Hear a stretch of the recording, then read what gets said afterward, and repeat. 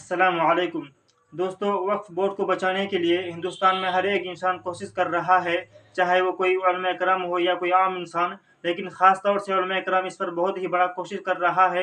ہندوستان میں کونے کونے میں جا کر بہت ہی بڑے بڑے کانفرنس کر رہے ہیں ان کے خاطر، تاکہ یہ جو وقف بورڈ ہے کسی طرح سے بچ جائے۔ اور ہندوستان میں جتنی بھی تنظیمیں چل رہی ہے، چاہے وہ کسی بھی مسلک کا فالو کر رہا ہو، ہر ایک تنظیمیں مل کر اس پر کام کر رہی ہے اور سارے مل کر ہی کام کر رہے ہیں۔ یہ بہت ہی خوشی کی بات ہے۔ تو اسی طرح سے امارت شریعہ جو ہے بہت ہی بڑی تنظیم ہے، بہت ہی بڑا کام ان کا چلتا ہے۔ تو پٹنہ میں بہت ہی بڑا ان کا کانفرنس ہوا اور وہاں پر جو ہے ہندوستان کے بہت ہی بڑے بڑے جو علماء ہیں ان کو بلایا گیا، اور اس پر جو ہے امارت شریعہ کے جو بہت ہی بڑے ذمہ دار ہے اس نے ہم لوگوں کو ساری باتیں بتایا پوری ڈیٹیل میں، اور اس نے بتایا کہ یہ کب شروعات ہوئی اور یہ کس بیس پہ کام کرتا ہے، اور ہم لوگ اس پر ابھی کیا کرنا ہے، کیا اسٹیپ کرنا ہے، ساری باتیں جو ہے ہم لوگوں کو ڈیٹیل میں سمجھایا اور تفصیل سے بتایا۔ تو میں آپ لوگوں سے گزارش کرتا ہوں کہ آپ اس ویڈیو کو اچھی طریقے سے دیکھیے گا، تاکہ آپ لوگوں کو ہر ایک بات جو ہے دماغ میں بیٹھ جائے۔ تو ویڈیو دیکھنے سے پہلے اس چینل کو سبسکرائب ضرور کریں، اور وقف بورڈ کے معاملے میں جو آپ کی رائے ہو آپ اس کمنٹ باکس پر ضرور لکھیے۔ تو چلیے اس ویڈیو کو دیکھتے ہیں۔ الحمدللہ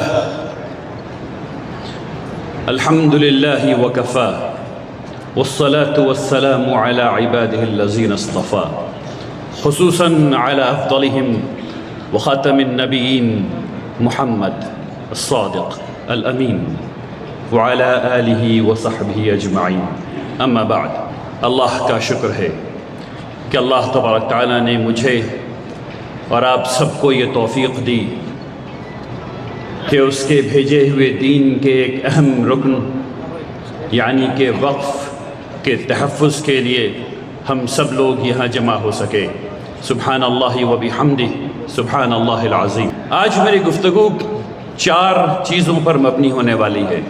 سب سے پہلے میں آپ کے سامنے ہندوستان کے قانون کا جو تصور ہے، اور قانون جب بن رہا تھا اور اس وقت ملک جن حالات میں تھا اور جو قانون بنا وہ کیوں بنا، اس پہ تھوڑی سی گفتگو کروں گا تاکہ سیاق و سباق صحیح طور پر سیٹ ہو سکے۔ میں آپ کے سامنے وقف کا اسلامی نقطہ نظر بہت تیزی سے رکھنے کی کوشش کروں گا، اور پھر جو پرپوزڈ بل ہے اس میں 44 امینڈمنٹس ہیں۔ اصل میں وہ 153 امینڈمنٹس ہیں، 44 لائن ہے، 153 امینڈمنٹس ہیں۔ مجھے آپ سے ان 153 امینڈمنٹ کے بارے میں بات کرنی ہے تاکہ آپ سو جائیں۔ تو انشاءاللہ میں کوشش کروں گا کہ 153 کے بجائے 20 کے آس پاس بات کروں، اور اس کے بعد سلائڈ کو آگے بڑھا دوں، اور اخیر میں چند سلائڈز تیار کروائی ہیں ہم لوگوں نے، تاکہ ہم لوگ جو پروپیگنڈا پھیلایا گیا ہے اس کا جواب دے سکیں۔ دیکھیے، ہم لوگوں کو یہ سمجھنا چاہیے کہ ہم لوگ ایک ایسے ملک میں رہتے ہیں جو دستور سے چلتا ہے۔ 26 جنوری 1950 سے پہلے مختلف قسم کے دستور سے ہم لوگ چل رہے تھے، اور اس سے پہلے ہم لوگوں کے پاس جو چیز تھی انگریزوں کے زمانے میں، وہ استبداد تھا، وہ ڈکٹیٹرشپ تھی۔ ہم لوگ یہ جانتے ہیں کہ سب سے پہلا لکھا ہوا دستور میثاق مدینہ ہے، جو 622 کے آس پاس آیا ہے، اور اس کے بعد 1215 میں میگنا کارٹا آیا ہے انگلینڈ میں۔ اور جس چیز نے پوری دنیا میں دستور کی تاریخ بدل دی، وہ کتاب لکھی گئی 1755 میں غالباً، اس کا نام تھا the social contract. Social contract, اور میں اپنی باتوں کو بہت تیزی سے آگے بڑھانے کی کوشش کر رہا ہوں۔ سوشل کانٹریکٹ نے دستور کی الہامی نوعیت کو تباہ و برباد کر دیا۔ پہلے کے تمام دساتیر اس بات کو مانتے تھے کہ خدا ہے، اور اچھائی کا مصدر خدا ہے، اخلاقیات کا مصدر خدا ہے۔ سوشل کانٹریکٹ نے ہم لوگوں کو یہ بتایا، یا دنیا کو یہ بتایا، کہ اصل میں انسان جمع ہو کر کے اگر کسی ایک چیز پر راضی ہو جائیں تو وہی اخلاقیات ہے، وہی اچھائی ہے۔ اور اس نقطہ نظر سے جب فرانسیسیوں نے اپنے ملک کو دیکھنا شروع کیا تو وہاں فرینچ ریولوشن آیا۔ اسی کتاب کو پڑھ کر کے اور قرآن کو پڑھ کر کے اور مختلف چیزوں کو پڑھ کر کے 1780 کے آس پاس امریکہ کا دستور آیا اور 1779 میں فرانس کا دستور آیا۔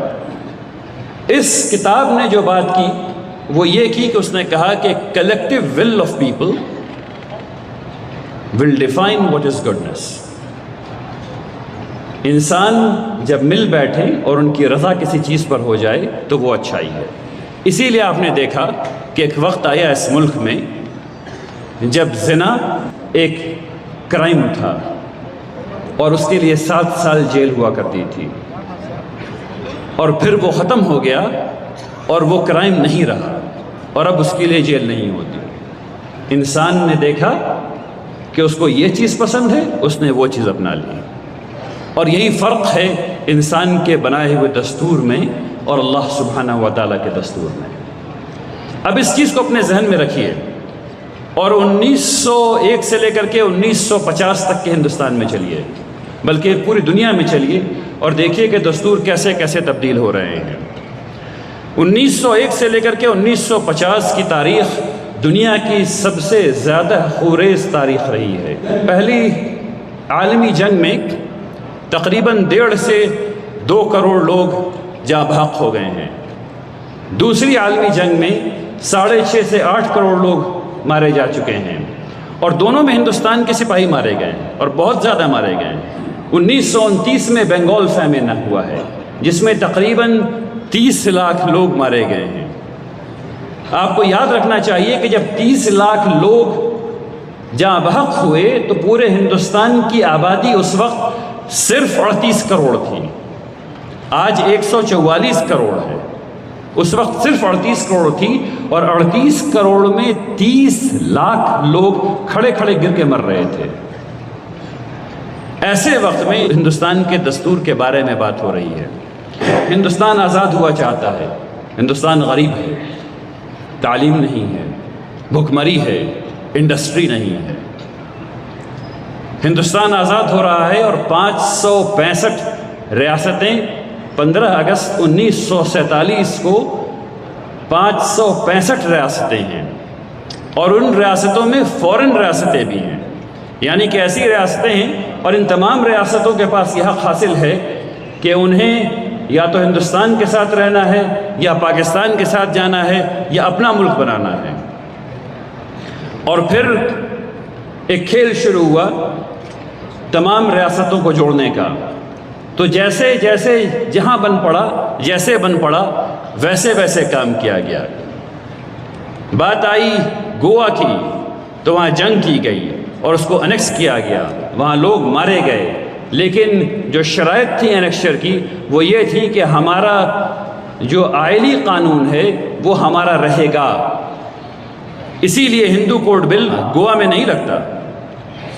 حیدرآباد نے کہا کہ ہم الگ اپنا ملک رکھیں گے، تو جنگ ہوئی اور اس کو انیکس کیا گیا۔ نارتھ ایسٹ میں جنگ ہوئی، سکم میں جنگ ہوئی۔ کچھ لوگوں نے کہا، رجواڑوں نے کہا کہ آپ ہم کو ہمارے اتنے IAS آفیسر ہونے چاہیے، ہمارے اتنے IPS آفیسر ہونے چاہیے۔ اس زمانے میں کچھ اور کہا جاتا تھا، IAS کو ICS وغیرہ کچھ کہتے تھے۔ مختصراً یہ کہ ہمارے اتنے آفیسر ہونے چاہیے، اتنا یہ ہونا چاہیے، ہم کو اتنا روپے ملنا چاہیے، تو ان کو وہ دیا گیا۔ گوالیار اس کی مثال ہے۔ اور کچھ لوگ اپنی مرضی سے اس ملک میں شامل ہو گئے۔ یہ وہ وقت ہے جب دستور بن رہا ہے۔ تو دستور کیسا بننا چاہیے؟ دستور ایسا بننا چاہیے جس پر ہر آدمی کا اعتماد ہو، اس میں اتنی آزادی ہونی چاہیے کہ ہر کو لگے کہ وہ خوشی سے اس ملک میں رہ سکتا ہے۔ اور ایسا ہی دستور بنایا گیا۔ جب دستور بنا تو اس وقت زمین بھی فنڈامنٹل رائٹ میں شامل تھی، یعنی زمین ہونے کا حق فنڈامنٹل رائٹ تھا۔ جس طرح ابھی فریڈم آف ایکسپریشن ہے، یعنی آپ کو بولنے کی آزادی ہے اور آپ کو کوئی روک نہیں سکتا بولنے سے، ٹھیک اسی طریقے سے اس وقت کی دنیا میں زمین بھی اسی میں شامل تھی۔ لیکن آزادی ملتے ملتے 1950 میں جب ہم لوگوں نے دستور اپنے آپ کو دیا، اور ستمبر میں پریسیڈنشل آرڈر سے ایک بل آیا جس میں یہ کہا گیا کہ شیڈیولڈ کاسٹ صرف ہندو ہو سکتے ہیں، کوئی مسلمان نہیں ہو سکتا، کوئی سکھ نہیں ہو سکتا، کوئی بودھ نہیں ہو سکتا، کوئی کرسچن نہیں ہو سکتا۔ سکھ اور بودھ کو بہت بعد میں جوڑا گیا اس میں۔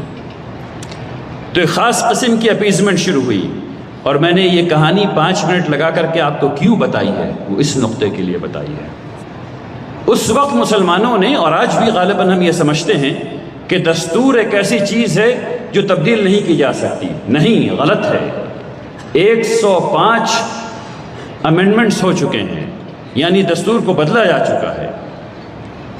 آپ میں سے ایک آدمی بھی ہاتھ اٹھا کر کے مجھ سے یہ نہیں کہہ سکتا کہ ایک امینڈمنٹ آنے سے پہلے اس نے اس دستور کو پڑھا اور جو امینڈمنٹ آ رہا تھا اس کو بھی پڑھا۔ اور اس بل پہ اگر میں ایک بات نہیں کروں اور آپ کو یہ سمجھ میں آ جائے کہ ڈیموکریسی میں، جمہوریت میں رہنے کا ایک طریقہ ہے، اور وہ طریقہ یہ ہے کہ دونوں آنکھیں اور 14 طبق روشن کر کے دستور پہ آنکھیں گڑی بھی ہونی چاہیے کہ وہ تبدیل نہ ہو جائے۔ اور 105 سے زیادہ مرتبہ دستور تبدیل ہو چکا ہے اور ہم لوگوں نے اس کو پڑھا نہیں۔ جب دستور بن رہا تھا تب وہ ہر روز چھپتا تھا، اخباروں میں چھپتا تھا، لوگ دکانوں میں اس کو پڑھتے تھے، اپنی رائے دیتے تھے، اور اس کے بعد تب جا کر کے 2 سال میں یا 2.5 سال میں دستور بنا۔ لیکن اس کے بعد سے دستور کو پڑھنا لوگوں نے چھوڑ دیا اور اس کی حفاظت بھی چھوڑ دی، اور ایسی ایسی چیزیں اور ایسی ایسی تبدیلیاں اس میں آئی ہیں کہ آپ سوچ نہیں سکتے ہیں۔ وہ ایک دوسری بحث ہے، انشاءاللہ پھر کبھی اس پہ اور لمبی گفتگو کروں گا۔ لیکن جو بات آپ کو سمجھنی ہے، جو یہ بل کر رہا ہے وہ وہی کر رہا ہے۔ یہ بل جو آیا ہے، وہ دستور جو بنا ہوا ہے، وہ وقف امینڈمنٹ ایکٹ 1995 جس میں 2013 کے ریکمنڈیشنز شامل کیے گئے ہیں، اس کو ختم کرنے کے لیے یہ بل آ رہا ہے۔ اب ہم لوگوں نے اس بل کو پڑھا ہے، لیکن میں آپ سے پوچھتا ہوں کہ پی ایم ایل اے کا بل جب آیا تو ہم میں سے کس نے پڑھا؟ جب کیجریوال صاحب گرفتار ہو سکتے ہیں اور وہ جیل میں سڑائے جا سکتے ہیں تو میری اور آپ کی کیا اوقات ہے؟ بات کو سمجھیے، بات کو سمجھیے۔ یہ جاگنے کا وقت ہے۔ جمہوریت، میں کہتا ہوں اور پھر کہتا ہوں، جمہوریت کرکٹ کا کھیل نہیں ہے کہ 2 لوگ جو ہیں وہ بیٹنگ کر رہے ہیں اور باقی سب پویلین میں پیر پہ پیر رکھ کے بیٹھے ہوئے ہیں۔ جمہوریت فٹ بال کا کھیل ہے۔ اس میں لگاتار دوڑنا پڑتا ہے، اس میں لگاتار اسٹریٹجی تیار کرنی پڑتی ہے، اس میں لگاتار دوڑتے دوڑتے اسٹریٹجی کو تبدیل کرنا پڑتا ہے، اور اس کے بعد گول کھانا بھی پڑتا ہے اور گول کرنا بھی پڑتا ہے۔ جس دم آپ نے دوڑنا چھوڑ دیا، یعنی دستور کی حفاظت چھوڑ دی، یعنی وکلا پیدا کرنا چھوڑ دیے، یعنی کانسٹیٹیوشنل لائرز پیدا کرنا چھوڑ دیے، اس دم آپ ختم ہو جائیں گے جیسے کہ ہو رہے ہیں۔ تو ابھی کا جو بل ہم لوگوں کے سامنے آیا ہے، اس سے پہلے یہ بل جو آیا ہے یہ کیسے آیا ہے اس کو سمجھنے کی ضرورت ہے۔ دیکھیے، جب بھی بل آتا ہے تو اس سے پہلے بل کے سامنے ایک سوال ہونا چاہیے، ایک مسئلہ ہے جو حل کرنا ہے۔ وہ مسئلہ کیا ہے جو حل کرنا ہے؟ اس کو لوگ پڑھتے ہیں، اس کو آبزرو کیا جاتا ہے، اس کو سمجھا جاتا ہے، تمام لوگوں کی شکایتیں آنے لگتی ہیں۔ جو ایک قانون بنتا ہے، قانون خراب کام کر رہا ہے تو کیسے اس کا ظہور کیسے ہوتا ہے؟ لوگ اس کے بارے میں بات کرتے ہیں، لوگ اس کے بارے میں خط لکھنا شروع کرتے ہیں، لوگ اپنے اعلیٰ عہدیداران سے شکایتیں کرنا شروع کرتے ہیں، لوگ اپنے پارلیمنٹیرینز کو بتانا شروع کرتے ہیں، یہ لوگ آپس میں بات چیت کرتے ہیں۔ ایک آرگینک پروسیس ہے جس کے ذریعے یہ پتہ چلتا ہے کہ یہاں پہ خرابی آ رہی ہے، اس کو تبدیل ہونا چاہیے۔ تب اس کے بعد لا کمیشن کی ضرورت ہے کہ وہ اس پہ فردر اسٹڈی کرتا ہے، اس کو پھر دیکھتا ہے کہ اس کو حساب کے طور پر، اسٹیٹس کے طور پہ کیسے دیکھا جائے، کوانٹیٹیو انالیسس کیا جائے، کوالٹیٹیو انالیسس کیا جائے۔ اس کے بعد اس پہ سبجیکٹ میٹر ایکسپرٹ سے رائے لی جائے، جو لوگ اس سے سب سے زیادہ متاثر ہیں، جو گروہ اس سے سب سے زیادہ متاثر ہیں، ان سے بات چیت کی جائے۔ اس کو کرنے کے بعد تب وہ کہتا ہے کہ اچھا اب ایک بل بنایا جائے۔ تو بل کون بنائے گا؟ لکھے گا کون؟ ایک آدمی، ایک قانون داں جو حکومت کا اسٹاف ہے، وہ بند کمرے میں بیٹھ کر کے بل لکھ دے گا؟ یقیناً نہیں۔ کیا قانون جب پہلی دفعہ لکھا گیا تھا، جب ڈرافٹنگ کمیٹی بیٹھی تھی، تو وہ ایسی کمرے بند ہو کر کے لوگوں نے لکھ لیا تھا؟ بالکل نہیں۔ تو کون کون لوگ ہیں جو متاثرین ہیں؟ ان کے لوگوں کو بلایا جائے گا، تب کمیٹی بنے گی، تب وہ بل لکھا جائے گا، اور اس کے بعد پھر وہ وائڈر کنسلٹیشن کے لیے کھولا جائے گا، جس میں ہندوستان کا ہر شہری پڑھ کر کے اس کو اپنی رائے دے سکے۔ کیا اس بل کے ساتھ ویسا کوئی کام کیا گیا ہے؟ ابھی یہاں جسٹس صاحب نے آپ لوگوں کے سامنے ایک بات رکھی تھی کہ اس بل کے آبجیکٹس کیا ہیں۔ دیکھیے اس کو ذرا سمجھنے کی کوشش کیجئے، میں نے اس کو ہائی لائٹ کیا ہوا ہے یہاں پہ، جو آپریشنل پوائنٹس ہیں اس میں یہ کہتے ہیں، اور سوچیے کہ زبان کیسی ہے، زبان سے جو ہے جیسے کہ یعنی دودھ اور دہی جھڑ رہا ہو یا گلاب جھڑ رہا ہو۔ کہتے ہیں کہ it has been observed that the act still requires further improvement to effectively address issues. یہ مؤثر طریقے سے مسئلے کا حل کرنا چاہتے ہیں۔ کس مسئلے کا حل کرنا چاہتے ہیں؟ Related to the powers of the state وقف بورڈ۔ اسٹیٹ وقف بورڈ کی پاورز جو ہے اس میں کچھ مسئلہ ہے، اس میں کیا ہے؟ کچھ مسئلہ ہے۔ کیا مسئلہ ہے بھائی؟ نہیں وہ نہیں بتا سکتے، وہ نہیں بتا سکتے۔ اس کے بعد لکھتے ہیں کہ رجسٹریشن اینڈ سروے آف وقف پراپرٹیز، اس کو مؤثر طریقے سے حل کرنا چاہتے ہیں۔ کس کو حل کرنا چاہتے ہیں؟ رجسٹریشن آف وقف پراپرٹیز کو۔ مسئلہ کیا ہے بھائی؟ پتہ نہیں۔ ارے بھائی آپ کو لگا تھا کہ پراپرٹیز کے رجسٹریشن میں مسئلہ ہے، تو آپ کا کی پرفارمنس انڈیکیٹر کیا تھا؟ کون سی چیز تھی جو آپ کو بتا رہی تھی کہ اس میں یہ والا مسئلہ ہے، اس کو ایسے پڑھایا جائے گا، اس کی شکایت ایسے درج کی جائے گی، اور یہ اگر 70% تک ہو گیا یہ ہمارا تھریش ہولڈ ہے تو یہ ناکامیاب ہوگا، اگر اس سے زیادہ ہو گیا تو یہ کامیاب ہوگا۔ کوئی ایسی اسٹڈی کی گئی؟ نہیں کی گئی۔ اس کے بعد لکھتے ہیں کہ removal of encroachments. Removal of encroachments بہت اچھا لگا سن کر کے، لیکن اس میں کیا کرنا ہے اس میں؟ تو آپ یہ دیکھیں کہ یہ بل جو ہے ہر چیز میں ایک زبان استعمال کرتا ہے جس سے ایسا محسوس ہوتا ہے کہ وہ کچھ بہت اچھی بات کہہ رہا ہے، لیکن دوسری دفعہ پڑھنے سے یہ پتہ چلتا ہے کہ محض بکواس ہے، جس میں کوئی جان نہیں ہے، جس میں کوئی جان نہیں ہے۔ تو سب سے پہلا سوال جو آپ کو اپنے ایم ایل اے سے، جو آپ کو اپنے ایم پیز سے، جو آپ کو اپنے کارپوریٹرز سے کرنا ہے، جو لوگ بھی آپ سے یہ کہیں کہ بھائی اس بل میں کچھ اچھا تو ہوگا بتاؤ ذرا، تو آپ کو ان کو یہ جواب دینا ہے ہاں اس کے اسٹیٹمنٹ آف آبجیکٹس میں جو پیج نمبر 16 پر لکھا ہوا ہے آپ پڑھ لیجئے اور ہم کو جواب دے دیجئے، ہم کو سمجھ میں نہیں آ رہا۔ بات سمجھ میں آ رہی ہے؟ آپ کو کیا کہنا ہے؟ پیج نمبر 16 پہ اسٹیٹمنٹ آف آبجیکٹس لکھا ہوا ہے، اس کو آپ پڑھ لیجئے اور ہم ہی کو سمجھا دیجئے کہ اس کا کیا مطلب ہوا، تب پتہ چلے گا ان کو کہ ہم لوگ بھی پڑھے لکھے قوم ہیں، ہم لوگ ایسے بات نہیں کریں گے، ہم لوگ کاغذ کے ساتھ بات کریں گے۔ دکھاؤ تو صحیح کہ مسئلہ کیا ہے، حل کیا کرنے آئے ہو، تو پتہ چلے گا کوئی مسئلہ لکھا ہوا نہیں ہے، کس چیز کو حل کرنا ہے پتہ نہیں، لیکن اب حل کرنے نکل پڑے ہیں۔ تو جب حل کرنے نکلے ہیں، میں پورا ایک سیکشن وقت کی وجہ سے چھوڑ دیتا ہوں اور آگے بڑھ جاتا ہوں انشاءاللہ، لیکن ایک چیز کو کرنا ضروری ہے۔ ابھی کی وقت کی سچویشن انشاءاللہ جو میں کہہ رہا تھا اس کو واپس آ جاؤں گا پروپوزل میں۔ ابھی کی جو کرنٹ سچویشن ہے وقف کی، وہ یہ ہے کہ سچر کمیٹی نے کہا ہے کہ مسلمانوں کے پاس تقریباً 6 لاکھ ایکڑ زمین ہے، کچھ اور لوگوں نے کہا ہے کہ 9 لاکھ ایکڑ سے زیادہ ہے۔ یہ جو لوگ کہہ رہے ہیں 9 لاکھ ایکڑ سے زیادہ ہے، کچھ لوگ کہتے ہیں کہ جو وقف بورڈز نے، تمام وقف بورڈز نے جو اپنی اپنی چیزیں بھیجی ہیں اس کو جمع کر کے غالباً حکومت کہہ رہی ہے۔ مجھے کئی سی ای او سے اور وقف بورڈ کے چیئرمین سے بات کر کے یہ بات پتہ ہے کہ یہ بات صحیح نہیں ہے۔ تو تقریباً 6 لاکھ ایکڑ کے آس پاس ہم لوگ مان سکتے ہیں۔ ہم لوگوں کو ہمیشہ یہ لگتا ہے کہ وقف جو ہے وہ ایک بہت وسیع ترین زمین ہے ایک جگہ پر 6 لاکھ ایکڑ، نہیں، وقف چھوٹی چھوٹی مسجد بھی ہے، بڑی بڑی مسجد بھی ہے، وقف مدارس بھی ہیں، وقف اسکول بھی ہیں، وقف ہاسپٹلس بھی ہیں، وقف پانی پلانے والا کنواں بھی ہے، باغ بھی ہیں، چھوٹی چھوٹی ہر جگہ جہاں جہاں مسلمان ہیں وہاں وہاں وقف ہے۔ وقف کی جو رجسٹرڈ وقف ہے، جو نان رجسٹرڈ وقف ہے، اس کو بھی سمجھ لیجئے۔ بہار میں 862 قبرستانیں وقف بورڈ میں رجسٹرڈ ہیں۔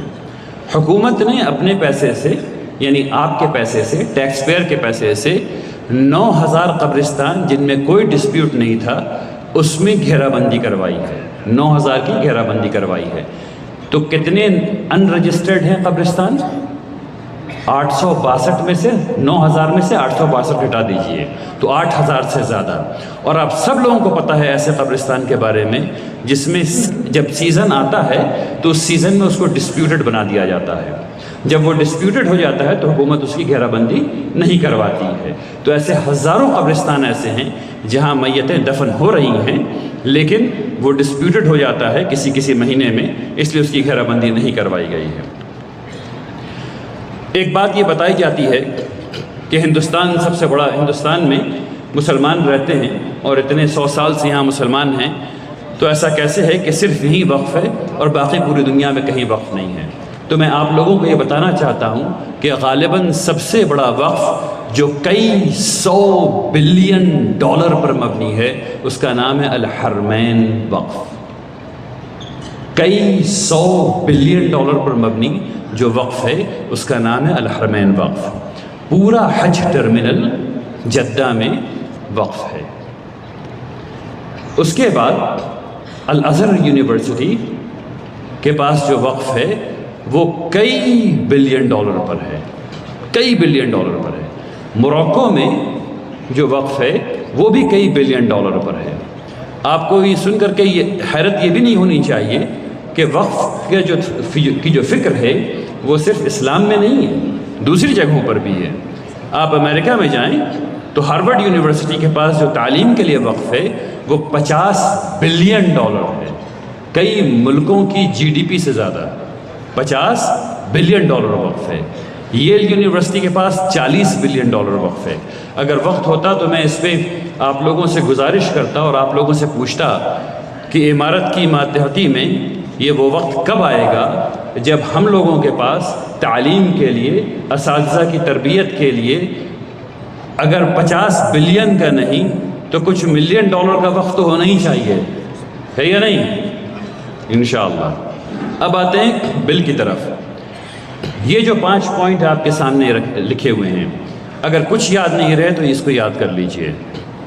یہ بل آیا ہے آپ کی جو وقف کی جائیداد ہے اس کو کنٹرول کرنے کے لیے، مسلمانوں کے کنٹریبیوشن کو کنٹرول کرنے کے لیے۔ یہ وقف کا جو بل آیا ہے یہ آپ کو آپ کی جائیداد سے محروم کرنے کے لیے آیا ہے۔ یہ جو بل آیا ہے یہ اس لیے آیا ہے کہ یہ حدود یا اس میں مانع بن سکے لوگوں کے اور وقف کے درمیان، کون وقف کر سکتا ہے، کیسے کر سکتا ہے، کب کر سکتا ہے۔ تو اس سے آپ آہستہ آہستہ وقف سے دور ہوتے جائیں گے اور مسلمان وقف کرنا چھوڑ دیں گے۔ یہ اس کی نیت ہے، ایسا کبھی نہیں ہوگا لیکن یہ اس کی نیت ہے۔ یہ آیا ہے پورے ہندوستان کے تمام علاقائی جو خاصیت ہے اس کو مٹا کر کے ایک قسم کی سوچ سے تمام جگہ کے اوقاف کو کنٹرول کرنے کے لیے، یہ ریجڈیٹی لانے کے لیے ہے، فلیکسیبلٹی کے بجائے۔ ان 3-4 چیزوں کو اگر آپ لوگ یاد رکھ لیں تو آپ لوگ کو یہ جو ترمیم ہے اس کا مفہوم اچھی طرح سمجھ میں آ جائے گا۔ سب سے پہلی چیز نام ہے۔ نام کے بارے میں پہلے بات ہو چکی، اس کا نام رکھا گیا ہے یونیفائڈ وقف management empowerment efficiency and development. کتنا اچھا نام ہے، سننے میں کتنا اچھا لگ رہا ہے۔ یونیفائڈ متحد کرنے والا، مینج منتظم کرنے والا، امپاورمنٹ اختیار دینے والا، ایفیشینسی مؤثر بنانے والا، ڈیولپمنٹ کرنے والا۔ اور ہو اس کا بالکل الٹا رہا ہے، نہ ہی یہ متحد کر رہا ہے، نہ ہی یہ منظم کر رہا ہے، نہ ہی یہ با اختیار بنا رہا ہے، نہ ہی اس میں کہیں سے بھی کوئی خانہ ایسا ہے جس سے کہ یہ چیز بہتر ہو سکے، اور نہ ہی یہ ڈیولپمنٹ کی طرف لوگوں کو لے کر کے جا رہا ہے۔ وقف کا نام، اس نام کا ایک مطلب ہے۔ وقت کے گزرنے کے ساتھ نام جو ہے ان کی صفات بڑھتی جاتی ہیں۔ جب یہ وقت محمد رسول اللہ صلی اللہ علیہ وسلم نے کیا اس کے بعد سے تمام صحابہ کرام نے کیا، تو اس وقت کے ساتھ کیریکٹرز آنے لگے۔ وقت کا مطلب تقویٰ ہونے لگا، وقت کا مطلب اچھائی ہونے لگی، وقت کا مطلب خیر ہونے لگا۔ یہ تمام چیزیں اس میں جڑی ہوئی ہیں۔ ہم لوگوں کو چاہیے کہ ہم لوگ اس بل کو مکمل طور سے مسترد کر دیں، اور پہلا جو بل کا جو پہلی چیز ہے وقف کا نام، اس سے کہیں کہ نہیں، ہمیں جو پہلے نام تھا وہی پسند تھا، بلکہ اس سے پرانا والا جو نام ہے وہ شاید زیادہ اچھا ہے، دا مسلمان وقف ایکٹ جو 1923 کا تھا وہ چاہیے۔ شاید ہم لوگ یہ کہیں گے تب وہ وقف ایکٹ رہنے دیں گے۔ اس وقف کے اس پرپوزل میں اب باتیں باریک ہو رہی ہیں، اس کو غور سے سنیے، اور اگر کاغذ قلم ہو تو نکال لیجئے اور لکھیے بھی، تاکہ لکھی ہوئی چیز کچھ یاد رہتی ہے انشاءاللہ۔ اور اگر نیند آ رہی ہو تو ہاتھ اٹھا دیجئے تاکہ میں پھر سب لوگوں کو کھڑا کروا دوں۔ نیند آ رہی ہے آپ کو؟ اچھا ٹھیک، الحمدللہ۔ ٹھیک، دیکھیے کیسے کیسے کہاں کہاں چوٹ پہنچائے گی، اس کو سمجھیے۔ آرٹیکل 12 یہ بتاتا ہے کہ حکومت کیا ہے۔ آرٹیکل 12 میں حکومت کی تعریف لکھی ہوئی ہے، گورنمنٹ اور اس کے انسٹرومنٹیلٹیز جس کو کہتے ہیں اس کی تعریف لکھی ہوئی ہے۔ اس بل نے کیا کیا، اس نے کہا کہ نہیں، آرٹیکل 12 میں جو تعریف لکھی ہوئی ہے بہت اچھا ہے۔ اب اس کے بعد اس نے اس تعریف کو لیا ہے اور نیچے اس کو بڑھا دیا ہے۔ اس نے کہا کہ ہر وہ چیز بھی حکومت ہوگی جو حکومت سے اٹیچ ہو یا اس کے ماتحتی میں ہو۔ ہر وہ چیز بھی حکومت کہلائے گی جو حکومت یعنی جو آٹونومس باڈیز ہیں سینٹرل گورنمنٹ کی، وہ بھی حکومت کہلائیں گی۔ یہاں تک کہ کوئی بھی انسٹیٹیوشن جیسے PSU ہے یا کوئی چھوٹا موٹا ادارہ ہے جو حکومت سے منسلک ہے، جو حکومت کے تابع کام کر رہا ہے، حکومت کے فنکشن میں نہیں ہے، حکومت کے تابع کام کر رہا ہے، وہ بھی حکومت کہلائے گا۔ اس تبدیلی کی کیا وجہ ہو سکتی ہے، ذرا سوچئے۔ پہلے سوال پہ جائیے اور سوچئے کہ اسٹیٹمنٹ آف آبجیکٹس میں نیت میں کیا لکھا تھا، کیا کرنا ہے، تو وہاں کچھ نہیں لکھا تھا۔ اب یہاں یہ سوچئے کہ اس سے کیا حاصل ہوگا، حکومت نے یہ لکھا ہے تو اس سے کیا حاصل ہوگا، اس سے کیا کرنا چاہتے ہوں گے وہ، تب پتہ چلے گا۔ آگے بات جو آنے والی ہے وہ یہ کہنے والے ہیں کہ حکومت نے جب ایک دفعہ ایک پراپرٹی کو یہ کہہ دیا کہ وہ اس کی پراپرٹی ہے، تب آپ اس کو وقف کلیم نہیں کر سکیں گے۔ تو ایسا کرو کہ حکومت کو اتنے نیچے تک لے جا کر کے ڈیفائن کر دو کہ جو بھی ادارے اس سے منسلک ہیں وہ بھی حکومت ہے۔ تو ایک کالج اگر کھل گیا جو کہے گا کہ جو حکومت نے اگر کھولا اور وہ وقف کی زمین پر کھول دیا تو بات ختم ہو گئی، آپ کے وقف کی زمین چلی گئی۔ اگر کسی نے کوئی 2 کمرے کا آفس حکومت نے کھول دیا اور وقف کی زمین پہ کھول دیا، بات ختم ہو گئی، وہ گورنمنٹ نے چلی گئی۔ اصل مقصد یہ تھا۔ تو جب بل کو پڑھا جاتا ہے تو اس کو بہت ہی باریکی سے پڑھنا پڑتا ہے۔ اب انہوں نے یہاں شروع کیا ہے ایک کام، وہ یہ ہے کہ شریعت کی جو تعریفات ہیں اس میں مداخلت کرنا شروع کی ہے۔ اس میں انہوں نے کہا ہے کہ متولی جو ہے وہ آپ زبانی اپوائنٹ نہیں کر سکیں گے۔ ہم لوگوں کو اسلام میں پتہ ہے کہ ہم لوگ اس اسلام میں اللہ تبارک تعالیٰ نے مسلمانوں کی زبان میں وہ وقار دیا ہے کہ مسلمان یہ کہہ دیتا کہ اچھا بھائی یہ والی زمین وقف ہے تو وقف ہو گئی۔ اگر اس نے کہا کہ یہ متولی ہوں گے تو متولی ہو گئے، انہوں نے کہا نہیں، اب یہ ایسا نہیں ہوگا۔ لیکن جب وہ ایسا کہہ رہے تھے تو ان کو سمجھنا چاہیے تھا کہ یہ چیزیں ہندوستان کے دستور کے خلاف ہیں، وہ ایسا نہیں کہہ سکتے ہیں۔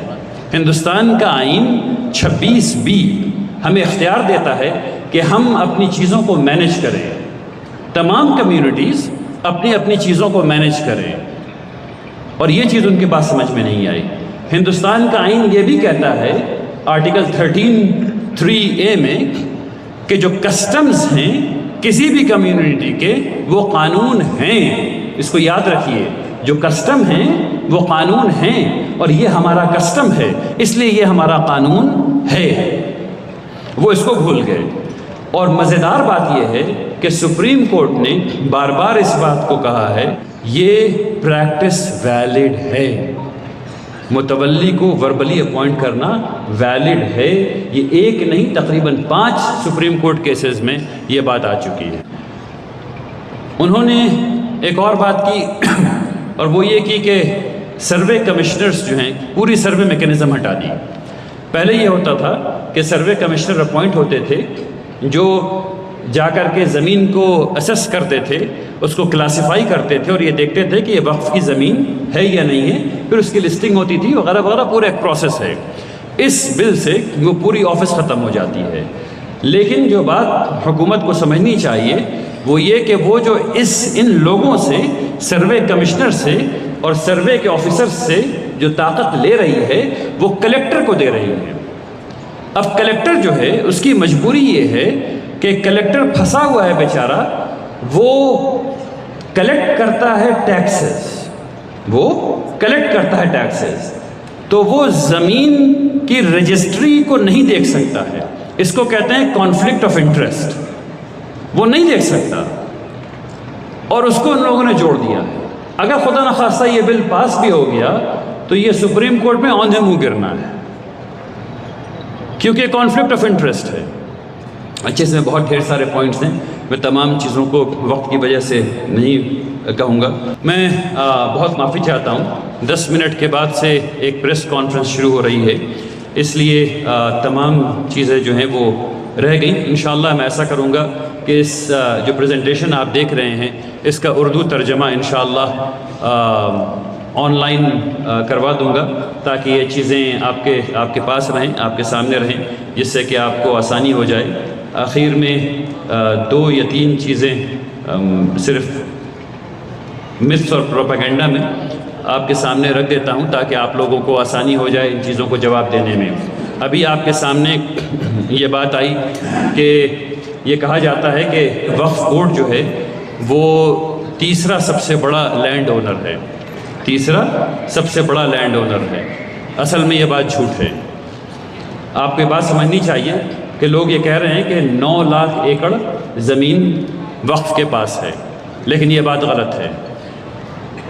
زمین اس سے کم ہے، لیکن اس سے 10 گنا زیادہ بھی ہو جائے تو زمین ہم نے دی ہے، اس سے زیادہ ہو گیا تو کیا ہوا، اس بات کو سمجھنا چاہیے۔ اب اس بات کو سمجھیے کہ صرف تامل ناڈو اور آندھرا پردیش میں ان 2 جگہ جو ہندو ٹیمپل بورڈ ہے، اگر ہندو ٹیمپل بورڈ کی ان 2 جگہ کی زمین کو دیکھ لیا جائے تو وہ 9,40,000 ایکڑ ہوتی ہے۔ کتنی ہوتی ہے؟ 9,40,000 ایکڑ۔ تو ہم لوگوں کو اس کا جواب دینے کے لیے ان چند چیزوں کو اگر ہم لوگ سامنے رکھیں گے انشاءاللہ تو بہت اچھا ہو جائے گا۔ ایک بات یہ کہی جاتی ہے کہ وقف بورڈ کے پاس آربیٹرری پاورز ہیں، یعنی وہ جس چیز کو کہہ دیتا ہے وہ چیز وقف کی ہو جاتی ہے۔ یہ بالکل جھوٹ بات ہے۔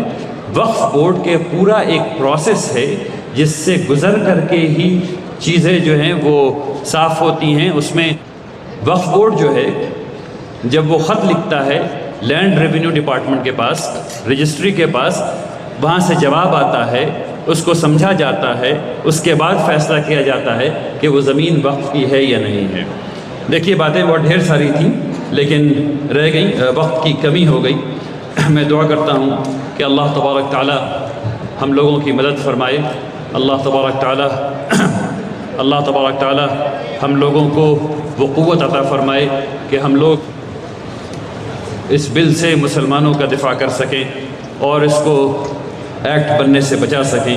وآخر دعوانا ان الحمد للہ رب العالمین۔